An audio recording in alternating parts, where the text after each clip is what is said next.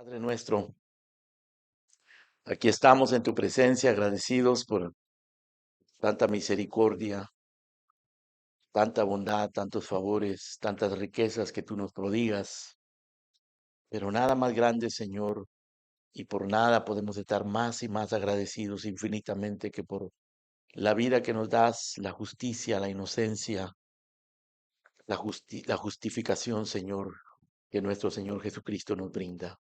Te glorificamos por todo ello. Y a ti, Señor, nos acogemos, en ti nos refugiamos, de ti esperamos.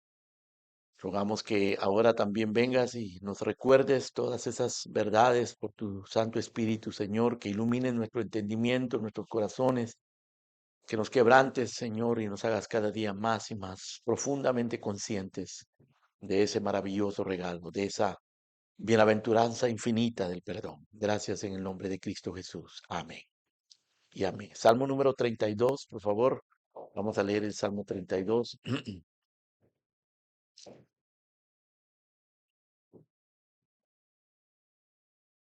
y vamos a hablar, hermanos, de la restauración del pecador. Cómo Dios restaura a un pecador miserable, culpable, impotente, indigno. Cómo Dios obra ese milagro maravilloso de la restauración de un pecador. El Salmo 32 fue escrito por David con motivo de, de su experiencia con el pecado. Este hombre era un hombre conforme al corazón de Dios, era un hombre que amaba la ley de Dios, quizás como nunca nadie la ha amado, aparte de nuestro Señor Jesucristo, que conocía la ley de Dios y obedecía la ley de Dios. El Salmo 119 es la evidencia, ¿no? Salmo más largo, 176 versículos. Y cada uno de esos versículos, hermano, expresa admiración, aprecio, anhelo, deseo por la ley de Dios. Este era un hombre de Dios. Sin embargo, este hombre de Dios, este hombre temeroso de Dios, este hombre conforme al corazón de Dios, cometió adulterio, cayó en adulterio. Y para ocultar su adulterio, él fraguó, planificó la muerte del marido de la mujer con la que pecó. Ese hombre que amaba a Dios, lo cual quiere decir que cualquiera de nosotros, hermano, está expuesto al pecado. El pecado es sumamente engañoso. El pecado es perverso y no discrimina. A cualquiera, a cualquiera de nosotros puede alcanzar. Y precisamente porque el pecado es tan engañoso y porque es tan destructivo y tan dañino, es que este hombre escribió este salmo. Después de que trató de ocultar su pecado por un tiempo y fue confrontado por el profeta Natán, y Dios en su misericordia le dio arrepentimiento y él fue restaurado. Entonces él escribió este salmo. Así que este salmo habla de la bienaventuranza, del perdón, pero también describe la miseria del pecado y luego el poder del pecado cuando se confiesa y los efectos de, de una vida restaurada, sacada del pecado. Bueno, leamos el salmo, hermano, y vamos a meditarlo. Dice, bienaventurado aquel cuya transgresión ha sido perdonada y cubierto su pecado. Bienaventurado el hombre a quien Jehová no culpa de iniquidad y en cuyo espíritu no hay engaño. Mientras callé, se envejecieron mis huesos en mi gemir todo el día, porque de día y de noche se agravó sobre mí mano. Se volvió mi verdor en sequedades de verano. Mi pecado te declaré y no encubrí mi iniquidad. Dije, confesaré mis transgresiones a Jehová, y tú perdonaste la maldad de mi pecado. Por esto orará a ti todo santo en el tiempo que puedas ser hallado. Ciertamente, en la inundación de muchas aguas no llegarán estas a él. Tú eres mi refugio, me guardarás de la angustia, con cánticos de liberación me rodearás. Te haré entender y te enseñaré el camino en que debes andar. Sobre ti fijaré mis ojos. No seáis como el caballo o como el mulo sin entendimiento que han de ser sujetados con cabestro y con freno, porque si no, no se acercan a ti. Muchos dolores habrá para el impío, mas al que espera en Jehová le rodea la misericordia. Alegraos en Jehová y gozaos justos y cantad con júbilo todos vosotros los rectos de corazón. Amén. Muy bien, lo que leemos en este salmo, hermano, como ya se los mencioné, es la restauración de un pecador, la restauración de un pecador que supuestamente no debía de haber caído en el pecado y sin embargo cayó en el pecado, porque nadie está exento de el engaño y de la destrucción del pecado. El pecado es comparado en la Biblia con la lepra, o más bien nosotros podemos comparar el pecado con la lepra. Eh, la Biblia describe esta enfermedad de la lepra, o más bien el efecto que esta enfermedad producía, tanto física como social y espiritualmente y ceremonialmente en los tiempos antiguos. Y ese mismo efecto produce el pecado. La lepra es una enfermedad muy extraña. Es una enfermedad producida por una bacteria que destruye la piel y destruye los nervios. Destruye la piel y los nervios. A los leprosos se les pudre la piel. Y pues por el hecho de que los nervios son dañados, no se dan cuenta o no lo sienten. No sienten dolor. Se están pudriendo y no sienten el dolor. En los tiempos bíblicos, los leprosos eran considerados impuros físicamente y ceremonialmente. Se convertían en parias, no podían entrar en la sociedad, tenían que ser aislados. Hoy día, hermanos, la lepra se trata con mucho éxito, pero no se ha erradicado totalmente. En el año 2016 todavía se contaban eh, 3 millones de personas afectadas con lepra en este mundo. No se supone que haya lepra, pero sí la hay, existe la lepra. Y como lo dije, la lepra siempre ha sido una imagen viva del pecado y de sus efectos.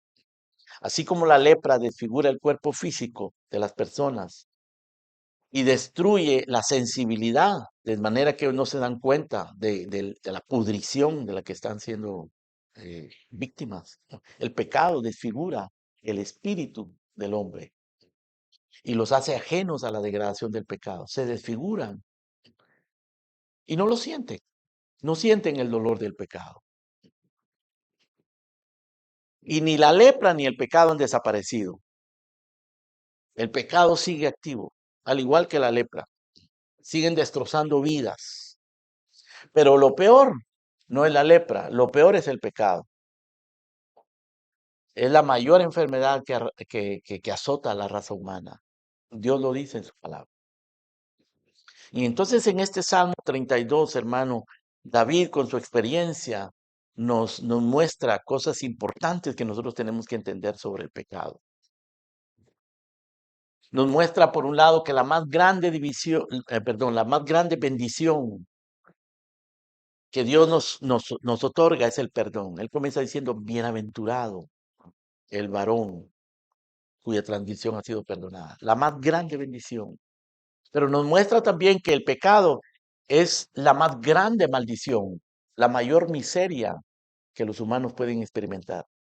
Y nos muestra que todo hombre, precisamente, por esa bienaventuranza del perdón y por esa maldición del pecado, todo hombre debe arrepentirse y confesar su pecado y venir a Cristo, el único que lo puede salvar. Bueno, veamos, hermano, qué nos enseña este salmo acerca del pecado. Vamos a considerar este salmo en 4 partes. Primero vamos a considerar la bendición del pecado perdonado. Así comienza el salmo. Segundo, la miseria del pecado oculto. David aquí describe la miseria de ocultar el pecado. Tercero, el poder del pecado cuando es confesado. Porque David aquí también nos habla del reconocimiento confesión y el perdón del pecado. Y por último, vamos a considerar los efectos beneficiosos del pecado perdonado, del pecador cuando es restaurado. Bueno, consideremos, hermano, consideremos en primer lugar la bienaventuranza, la bendición del pecado perdonado. En los versículos 1 y 2, David nos habla de la bienaventuranza, del perdón del pecado, del rescate divino. Y describe también la miseria del pecado. Dice el verso 1, bienaventurado aquel cuya transgresión ha sido perdonada y cubierto su pecado, bienaventurado el hombre a quien Jehová no culpa de iniquidad. Noten ustedes que David usa la palabra bienaventurado 2 veces. Bienaventurado, dice en el verso 1. En el verso 2 repite, bienaventurado. Pero, pero también describe el pecado. Bienaventurado, dice, aquel cuya transgresión ha sido perdonada y cubierto su pecado. Bienaventurado el hombre a quien Jehová no culpa de iniquidad. Noten ustedes los términos que usa David. Transgresión, pecado, iniquidad. Aquí está hablando del carácter del pecado. Pero está diciendo bienaventurado aquel cuya transgresión ha sido perdonada, cuyo pecado ha sido cubierto, a quien Jehová no culpa de iniquidad. Transgresión, pecado, iniquidad. Bienaventurado, bienaventurado aquel. Debido a la gravedad del pecado, hermanos, cuando Dios restaura a un pecador, ese pecador es bienaventurado. David dice, bienaventurado al hombre que Jehová no culpa de iniquidad. Cuando Dios restaura a un pecador, Dios es glorificado, porque perdona a un enemigo miserable, un pecador, un transgresor, un inicuo, un indigno, un indefenso, impotente. Cuando Dios restaura a un pecador, el pecador perdonado es bendecido, es bienaventurado, es feliz, porque es rescatado de la miseria, de la iniquidad, de la, de la maldición del pecado, de la esclavitud, de la condenación. Bienaventurado, dice David. Feliz porque sus transgresiones son perdonadas, su pecado es cubierto. El Señor ya no le imputa iniquidad. Así que no es extraño que David diga, bienaventurado. Porque hermanos, el perdón es la mayor bendición que Dios nos puede dar. Dios nos da muchas, muchas bendiciones. Dios nos enriquece con muchos favores. Pero no hay favor más grande, no hay misericordia más grande, no hay regalo más grande, no hay nada que nos haga más felices y bienaventurados que el perdón de los pecados. Bienaventurado, bienaventurado. Así que si tú eres salvo, tu mayor bendición, lo más grande que tú tienes, no viene de lo que tú eres, no viene de tus privilegios, no viene de lo que tú tienes, no viene de tu reputación, de tu apariencia, de tus posesiones o de cualquier cosa de la que disfrutes. La mayor bienaventuranza, si tú eres perdonado, es la justificación. Si eres salvo, la mayor bendición que tú tienes es la bendición del perdón que Jesús hizo posible para ti en la cruz del Calvario. Si alguna vez tú pierdes lo que tienes, si sufres un gran dolor o incluso si mueres, tienes la mayor bendición, lo más grande. No importa lo que perdamos, somos perdonados, somos benditos, somos bienaventurados. No hay nada mejor. En los buenos momentos o en los malos momentos, en la vida o en la muerte, ser perdonado es la más grande bendición. David dice, bienaventurado, bienaventurado. La bendición más grande, la bendición de ser perdonado. Ahora, ¿qué es lo que pasa con los que no son salvos? ¿Qué es lo que pasa con los que no se han arrepentido? Los incrédulos, los que no han sido perdonados. ¿Qué pasa con ellos? Bueno, los que no conocen el perdón es porque no conocen la naturaleza real y horrorosa del pecado. Si tú no entiendes, si tú no entiendes que eres un pecador, no te arrepentirás y no conocerás esa bendición y estarás esclavo del pecado. Y no te equivoques, la escritura es muy clara acerca del pecado. Dice que es horrible, que es engañoso, que es destructivo. Un querido amigo que ya falleció hace algunos años, Frank Barker, me dijo por primera vez, la primera vez que lo oí, me lo dijo él, algo acerca del pecado que nunca olvidaré. Él dice, el pecado siempre te va a engañar. El pecado te llevará más lejos de lo que quieres ir, te retendrá más tiempo del que pensabas quedarte y te costará más caro de lo que pensabas pagar. El pecado es engañoso. Y la pregunta es, ¿qué es el pecado? El pecado del cual David dice, bienaventurado aquel cuyos pecados son perdonados. ¿Qué es el pecado? El pecado no consiste en lo que nosotros hacemos. El pecado consiste en lo que nosotros somos. Lo que nosotros somos. Nosotros no solamente pecamos, nosotros somos pecadores. El pecado está dentro de nosotros. Aunque nuestro comportamiento externo y público no parezca pecaminoso al ojo humano, somos pecadores. Todos somos pecadores.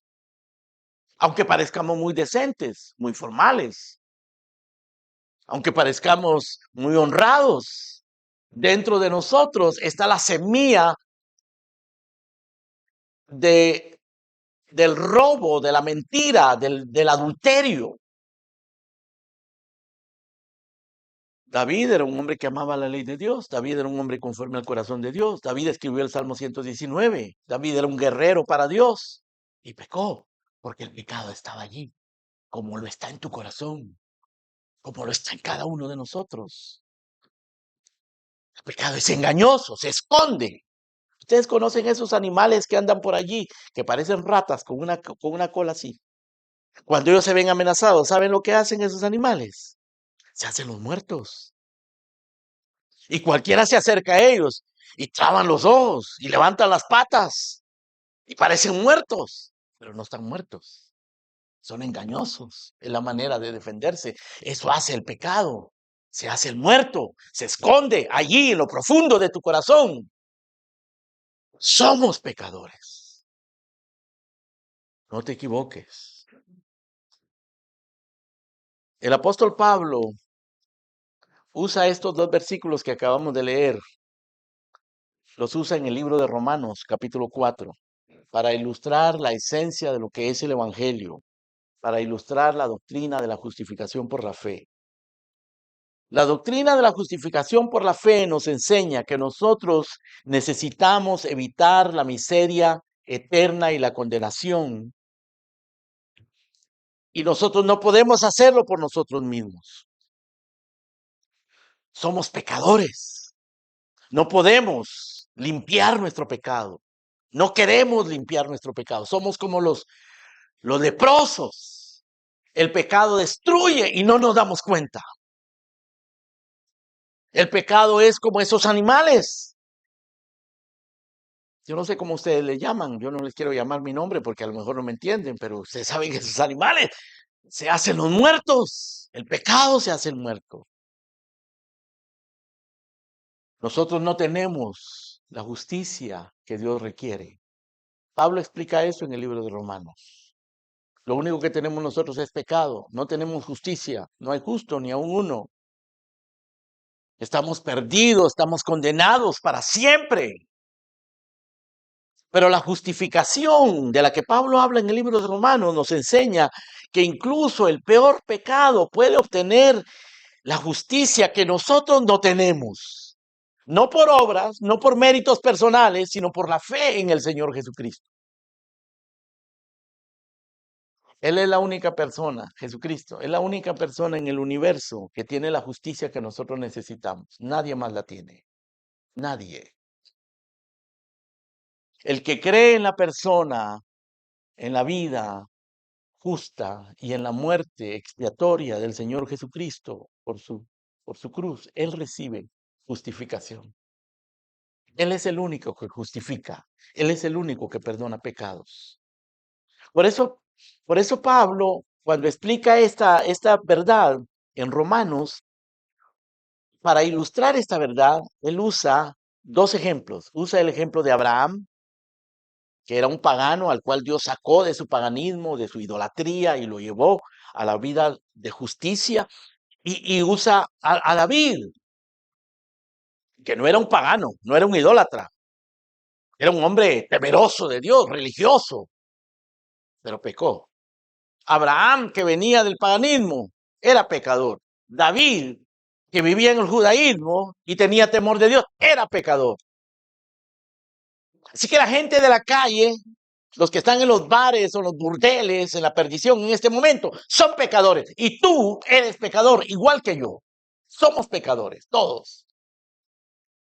Y la única manera de obtener justicia es en el Señor Jesucristo. Y eso es lo que Pablo explica en el libro de Romanos. Cuando Pablo habla de David en el capítulo 4, abran sus Biblias, por favor, en el capítulo 4 del libro de Romanos.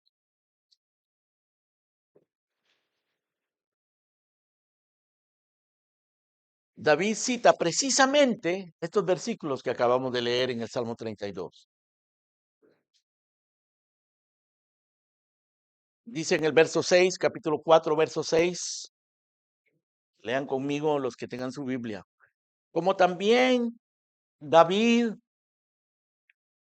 habla de la bienaventuranza del hombre a quien Dios atribuye justicia sin obras. ¿Escucharon eso? Justicia sin obras. Diciendo, bienaventurados aquellos cuyas iniquidades son perdonadas y cuyos pecados son cubiertos. Bienaventurado el varón a quien el Señor no inculpa de pecado. Esas son exactamente las palabras del Salmo 32, verso 1 y 2. Y Pablo toma el ejemplo de David para mostrarnos cómo Dios nos ofrece, nos brinda la bienaventuranza del perdón de los pecados. Porque David lo experimentó. David lo experimentó. Bienaventurados aquellos cuyas iniquidades son perdonadas y cuyos pecados son cubiertos. David conocía la bienaventuranza, la bendición del perdón. Había cometido adulterio, pecado abominable, con una mujer casada. Y luego arregló las cosas para que mataran al marido de esa mujer. Era un adúltero, era un asesino. Y fue perdonado, fue perdonado. No merecía ser perdonado. Eso no merece perdón. El adulterio, el asesinato de un hombre supuestamente temeroso de Dios. Y Dios lo perdonó. Por eso él escribió el Salmo 32. Y Pablo utiliza el testimonio de David para ilustrar cómo Dios perdona el pecado. No hay pecado que Dios no pueda perdonar. No hay pecado que Dios no quiera perdonar. Solo tienes que venir y arrepentirte, reconocer tu pecado. Pero quizás tú eres como esos leprosos que se están pudriendo y no se dan cuenta de su pecado. ¿Eres así? La lepra del pecado alcanza a muchos. Están en la iglesia, se sientan en los bancos de la iglesia, escuchan la palabra de Dios, escuchan el evangelio y no se dan cuenta de su pecado. Están pudriendo vivos hacia el infierno. No se dan cuenta de su pecado. Pero bienaventurado el que se da cuenta de su pecado. Ahora, David, regresando al Salmo 32, Después de hablarnos de la dicha, de la bienaventuranza, del pecado perdonado, nos habla de la miseria del pecador impenitente, del pecado no confesado.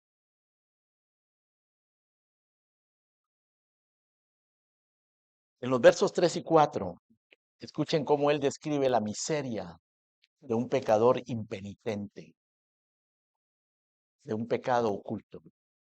Dice, mientras callé, se envejecieron mis huesos en mi gemir todo el día, porque de día y de noche se agravó sobre mí tu mano, se volvió mi verdor en sequedades de verano. Noten ustedes, mientras callé, dice. Esto denota impenitencia. Impenitencia quiere decir falta de arrepentimiento.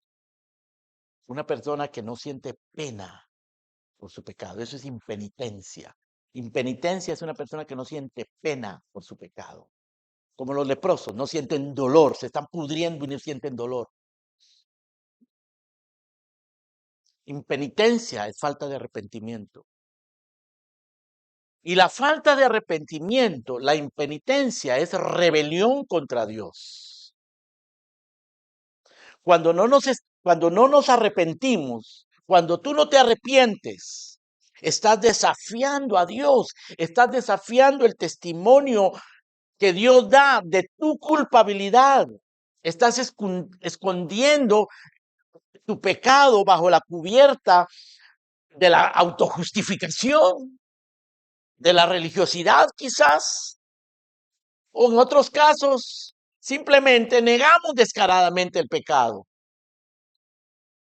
O nos declaramos pecadores en rebelión abierta. Muchos se rebelan contra Dios de una manera religiosa, se esconden en una iglesia, en un rincón de la iglesia, llegan a cumplir su cuota religiosa los domingos y con eso se sienten tranquilos, pero no se han arrepentido de su pecado. Porque de nuevo, el pecado es engañoso. Pero simplemente cumplir una cuota religiosa sin arrepentimiento es rebelión contra Dios.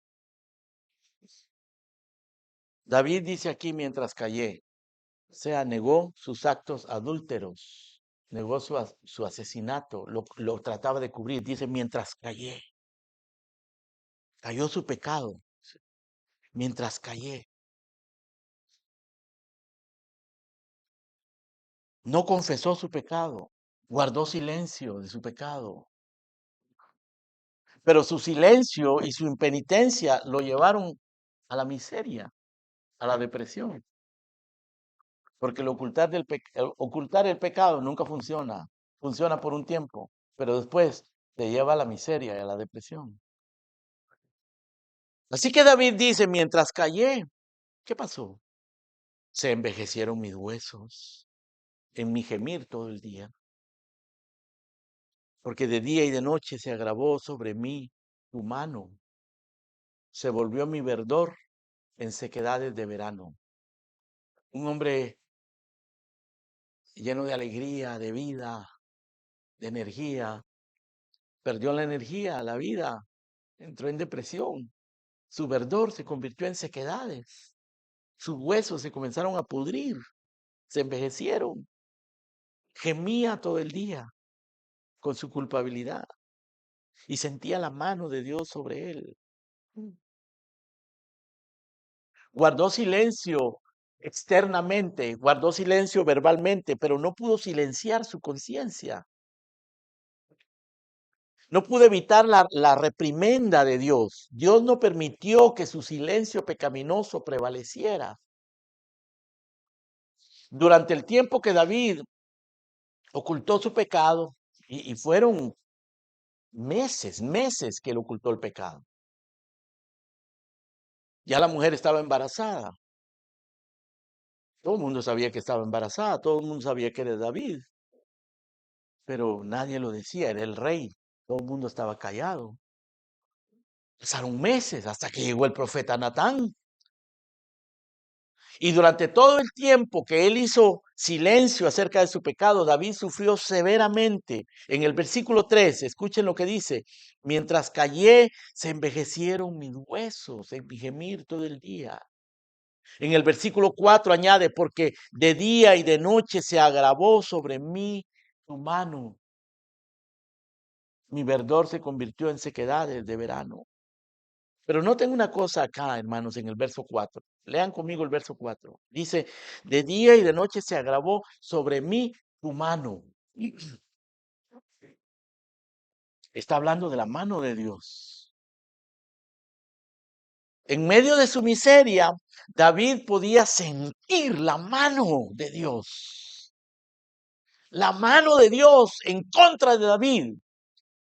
La mano de Dios levantada contra David en disciplina. Era una mano pesada, severa. Ustedes se imaginan la mano de Dios en contra de nosotros, en contra tuya. David dice: yo siento tu mano, se agravó sobre mí tu mano. Pero eso era misericordia, porque esa mano lo estaba, lo estaba aplastando, pero misericordiosamente. Era misericordia. Era Dios convenciéndolo de su pecado, secándolo, envejeciendo sus huesos, haciéndolo gemir. Era la mano de Dios, severa, pero en misericordia. Era Dios disciplinando la vida de un hijo desobediente. Porque David era un hijo de Dios. Porque los hijos de Dios también pecan. Pero Dios misericordiosamente estaba disciplinando a su hijo. Y en su miserable condición, David entendió su necesidad de arrepentimiento. Y se dio cuenta que su única esperanza era el perdón misericordioso de Dios.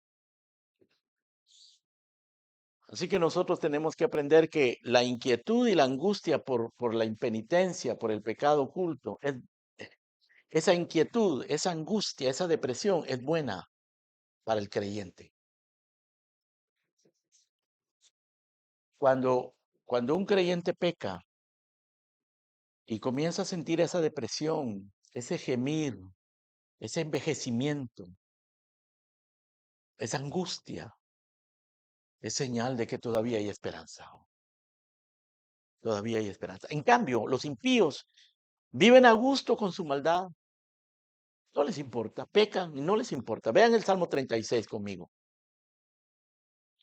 Dice el Salmo 36, verso 1: la iniquidad del impío me dice al corazón, no hay temor de Dios delante de tus ojos. Se lisonjea, por tanto, en sus propios ojos. Se lisonjea quiere decir, se siente bien, dice, no, todo está bien. Se lisonjea delante de sus propios ojos, de que su iniquidad no será hallada y aborrecida. Las palabras de su boca son iniquidad y fraude. Ha dejado de ser cuerdo y de hacer el bien.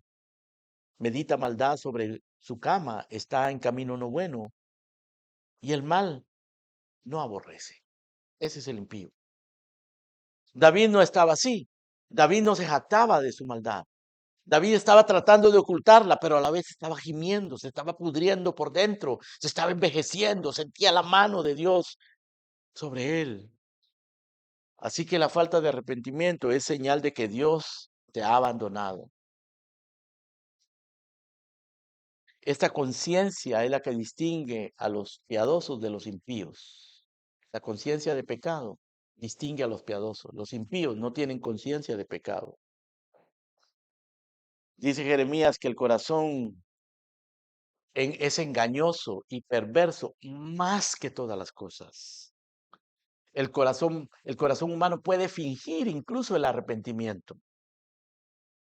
Judas fingió arrepentimiento.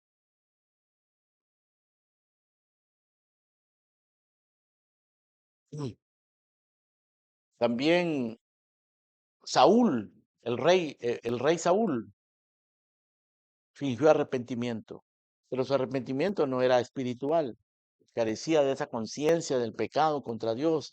Es un arrepentimiento centrado en el hombre, centrado simplemente en las consecuencias, pero no en la conciencia de que está pecando en contra de Dios. El verdadero arrepentimiento es más que pena, más que culpabilidad, más que lágrimas. El verdadero arrepentimiento requiere algo mucho más profundo, algo que proviene del corazón. El verdadero arrepentimiento no es fácil, no es dulce.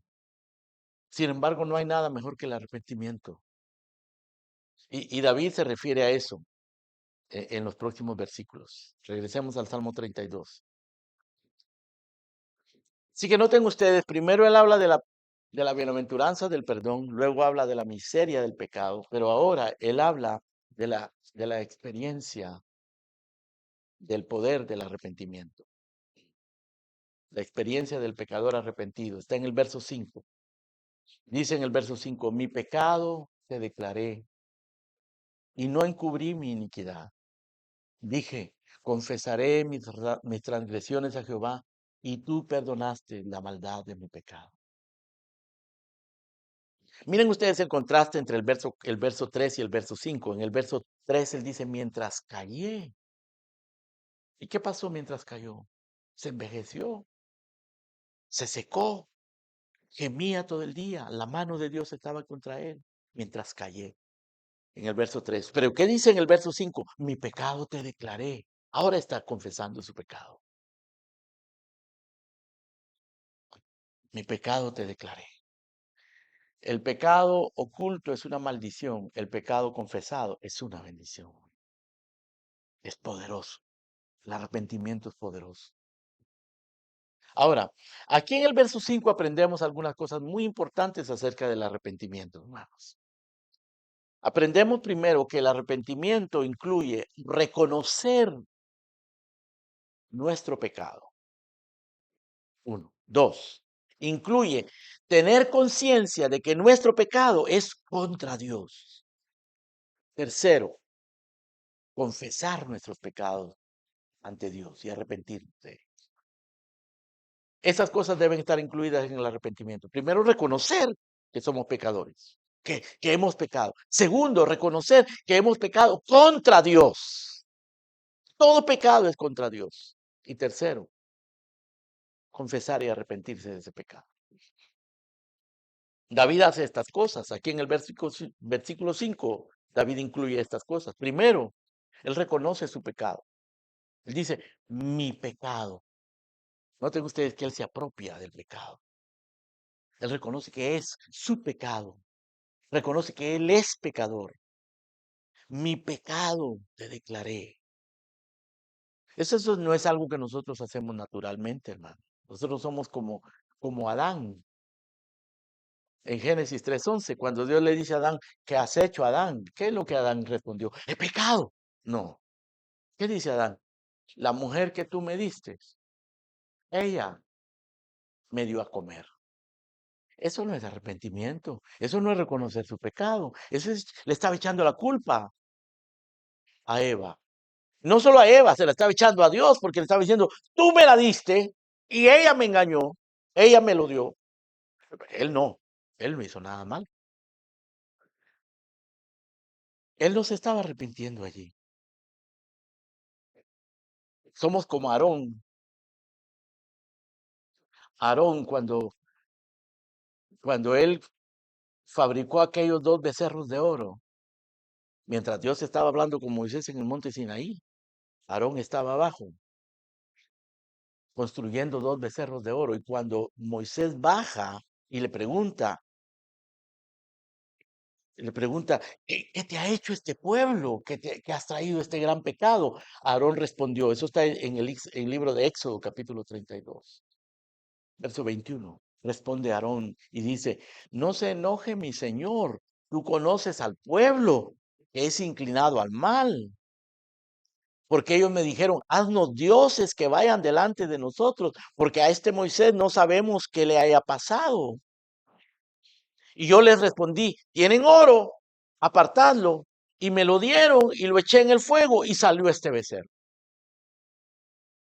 Él no reconoció ningún pecado. Porque confesar el pecado no es natural en nosotros. Tiene que ser Dios el que nos convenza. Y aquí David dice, mi pecado te declaré. Hizo lo contrario de lo que nosotros solemos hacer, pero es porque Dios lo estaba convenciendo.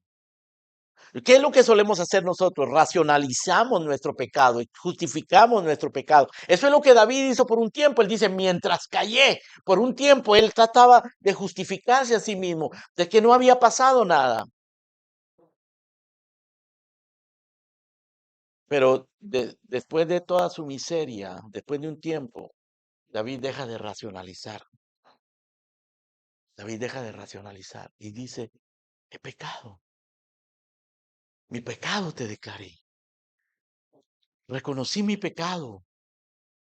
Vean lo que dice en el verso 5. Mi pecado te declaré. No encubrí mi iniquidad. Por un lado dice, mientras callé, pero ahora está diciendo, ya no puedo cubrir mi iniquidad. Ya no encontró justificación, solo culpa. El verdadero arrepentimiento reconoce la culpa. Ahora, también el verdadero arrepentimiento admite que el pecado es contra Dios. En el Salmo 51, David es bien explícito acerca de esto. Si ustedes quieren leer el Salmo 51 conmigo, en el verso número 4, y el Salmo 51 está basado en el mismo acontecimiento, el mismo pecado que David cometió. Y en el verso 4 del Salmo 51, David dice, escuchen cómo David expresa su pecado. Dice, contra ti solo he pecado y he hecho lo malo delante de tus ojos. ¿Ven ustedes cómo David expresa su pecado? Él reconoce no solamente que ha pecado, él reconoce que ha pecado contra Dios. Él dice, contra ti he pecado y he hecho lo malo delante de tus ojos, porque todo pecado que nosotros hacemos es contra Dios, es contra su ley, es contra su santidad, es contra su testimonio. Contra ti, solo he pecado y he hecho lo malo delante de tus ojos. En el, en el verso 5 dice, mi pecado te declaré y no encubrí mi iniquidad. Dije, confesaré mis transgresiones a Jehová. Él necesitaba confesarle sus transgresiones al Señor. El pecado afrenta a Dios y David lo admite, diciendo, mi pecado te declaré, no encubrí mi iniquidad y dije, confesaré mis transgresiones a Jehová. Ahora, David no solamente reconoció que era pecador y reconoció que pecó delante de Dios, pero él confesó abiertamente su pecado y se arrepintió. Dice, confesaré mis transgresiones al Señor y tú perdonaste la culpa de mi pecado. Eso mismo hizo el hijo pródigo. El hijo pródigo se encontraba en una posilga asquerosa, sucia, maloliente, degradante, ¿no? No, con hambre. Quería comer las algarrobas de los cerdos y no podía, no se lo permitían. Parece que le daban contadas las algarrobas y no podía ni comérselas. Quizá eran tan repugnantes que no se las podía comer. Y de repente, estando allí, en esa posilga asquerosa, vuelve en sí. Dice la escritura, volvió en sí y dijo, ¿cuántos jornaleros en la casa de mi padre tienen abundancia de pan? Yo aquí me estoy muriendo de hambre. Es lo mismo que le está pasando a David. Es lo que le tiene que pasar a todo pecador.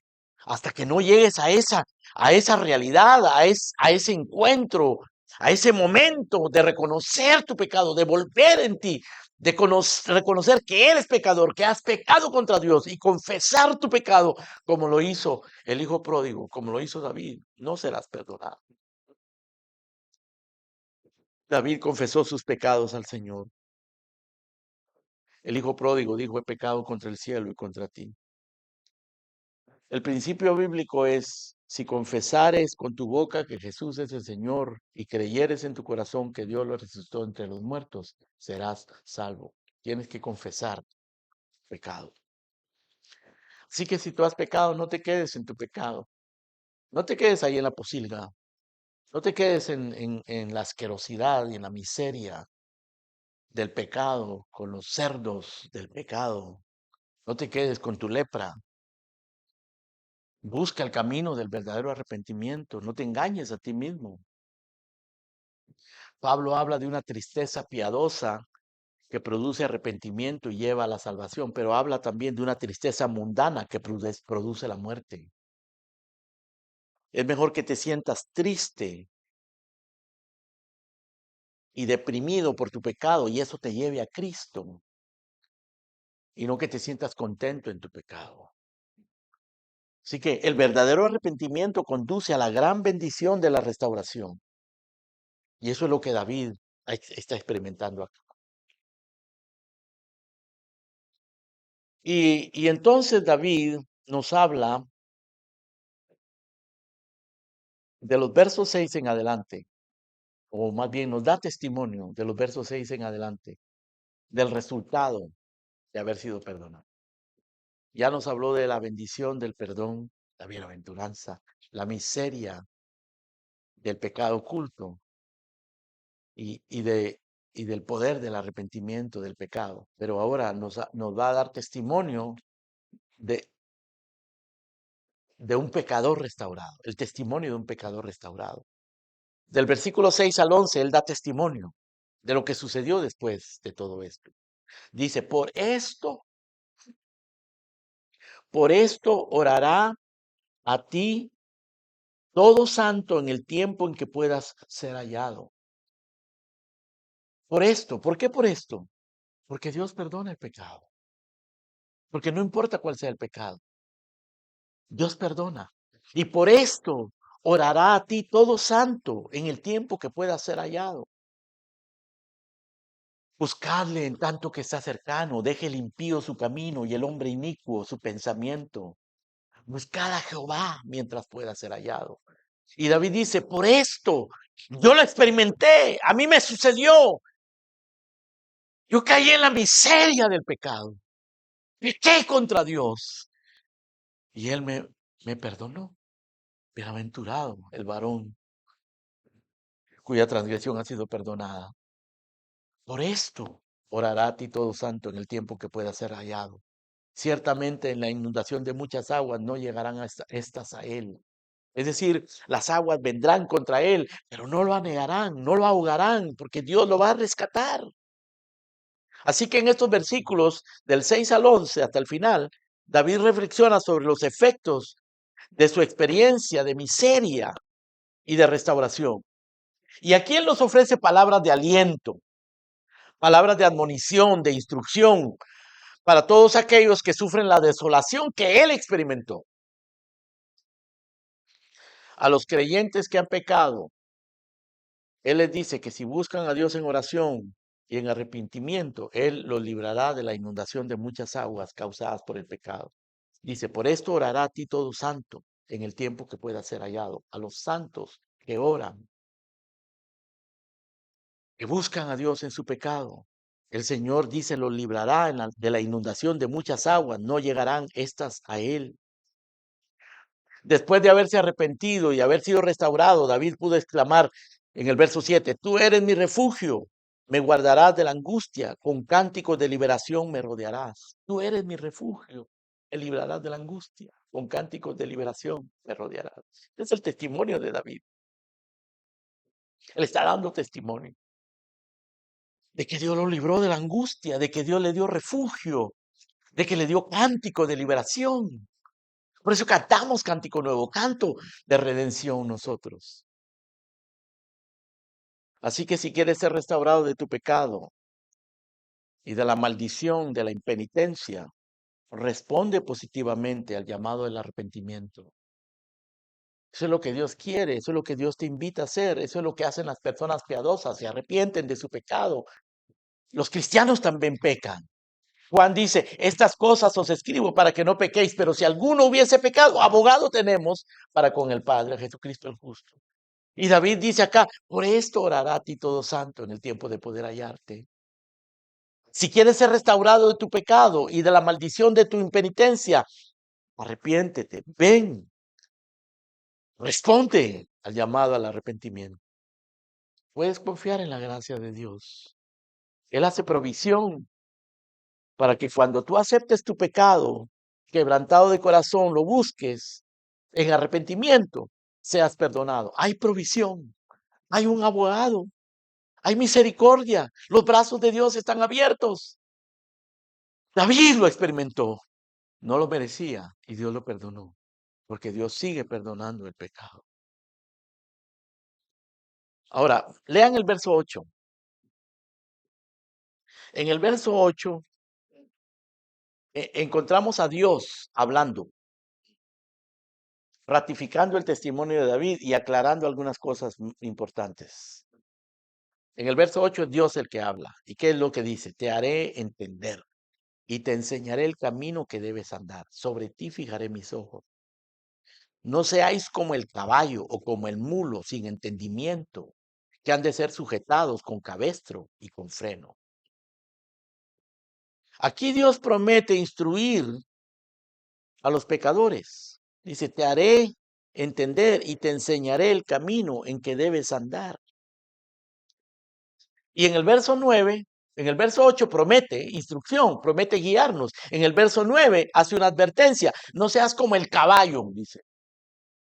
No seas como el mulo sin entendimiento. O sea, los pecadores se vuelven como bestias. El pecado convierte a los seres humanos en seres bestiales. No porque sean necesariamente salvajes y hagan cosas salvajes, sino porque no razonan. Las bestias no razonan. Las bestias se dejan llevar por sus instintos, por sus pasiones, por sus deseos. Y el Señor dice, no seáis como el caballo, no seáis como el mulo, sin entendimiento, que han de ser sujetados con cabestro y con freno, porque si no, no se acercan a ti.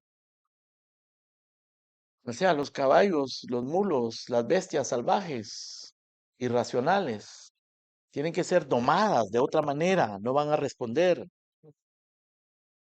Y Dios advierte, recordándonos con esta amonestación que el pecado hace a la gente irracional, terca, rebelde. ¿Te sientes rebelde contra Dios? Te causa enojo la palabra de Dios.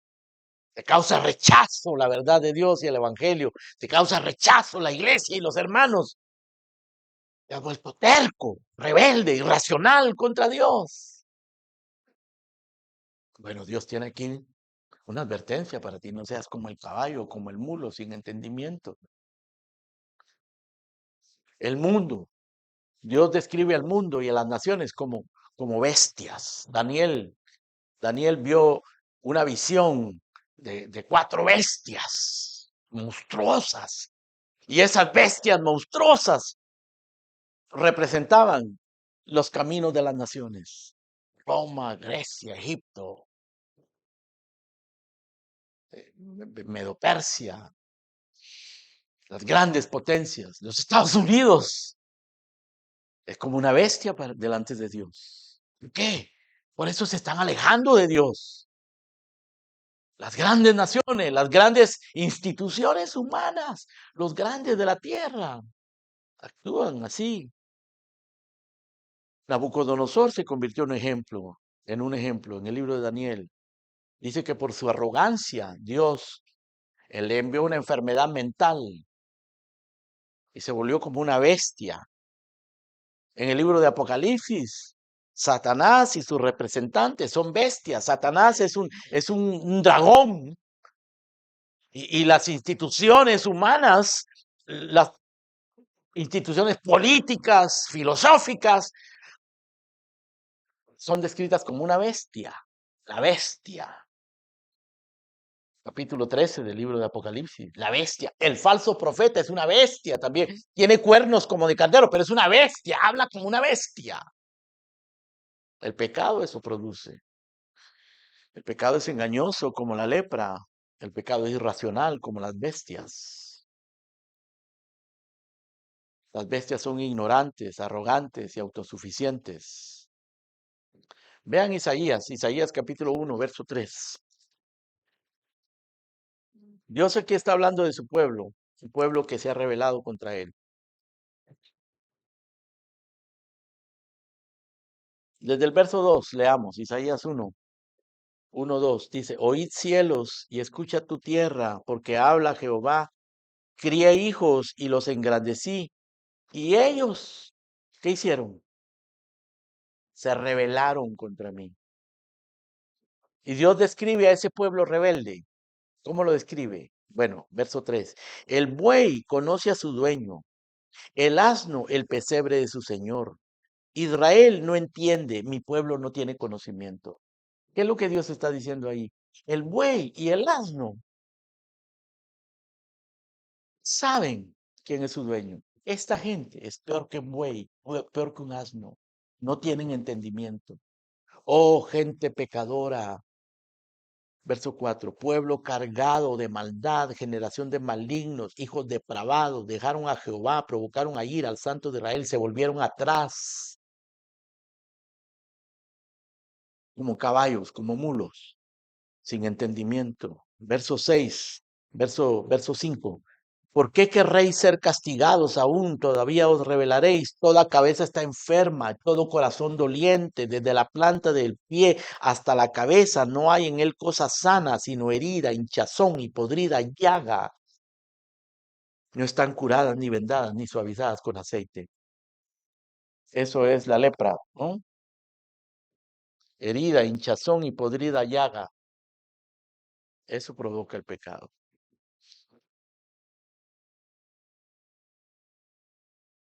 Así que Dios hace esa advertencia. Prestámosle atención a las advertencias del Señor, queridos amigos y hermanos. Préstale atención a las advertencias del Señor acerca del pecado y el peligro de vivir en el pecado. Y también préstale atención a las promesas de Dios. Dios promete instruirte.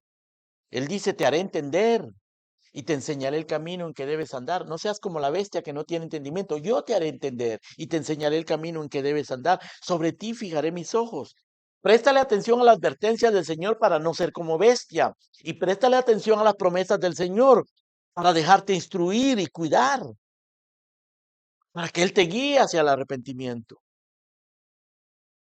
Vean el versículo 10. Allí nos muestra la diferencia entre el impío y el piadoso. Dice, muchos dolores habrá para el impío, mas al que espera en Jehová le rodea la misericordia.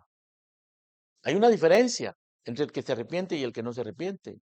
Muchos dolores para el impío que no se arrepiente, mas el que espera en Jehová le rodea la misericordia.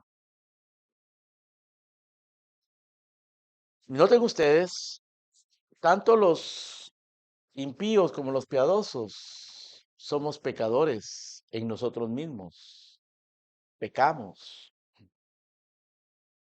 Pero los justos no están libres de pecado, pero confían en la gracia de Dios y confiesan sus pecados y se arrepienten y son perdonados. David es un ejemplo, se arrepintió de su pecado y confió en el Señor y aquí está dando testimonio. Y por supuesto, los resultados son diferentes. El impío vivirá bajo muchas penas, pero el que confía en el Señor estará rodeado de la misericordia, del amor misericordioso del Señor. Así que David termina este salmo en el verso número 11, animándonos a que nosotros nos regocijemos en el Señor. Dice en el verso 11, alegraos en Jehová y gozaos justos. Cantad con júbilo todos vosotros los rectos de corazón. David anima a los justos a alegrarse en la bondad de Dios mostrada al perdonar al creyente caído que se arrepiente. Noten ustedes que el salmo comienza, nuestro hermano Ricardo lo mencionó. El salmo comienza, ¿cómo comienza el salmo y cómo termina? El salmo comienza con un indicativo, bienaventurado aquel cuya transgresión ha sido perdonada.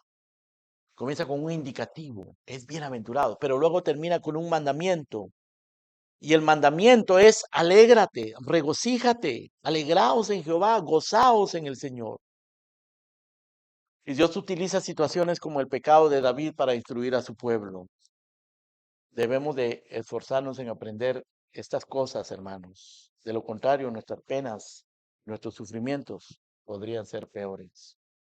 No hay bendición más grande que el perdón de los pecados. Ese es el punto de este salmo.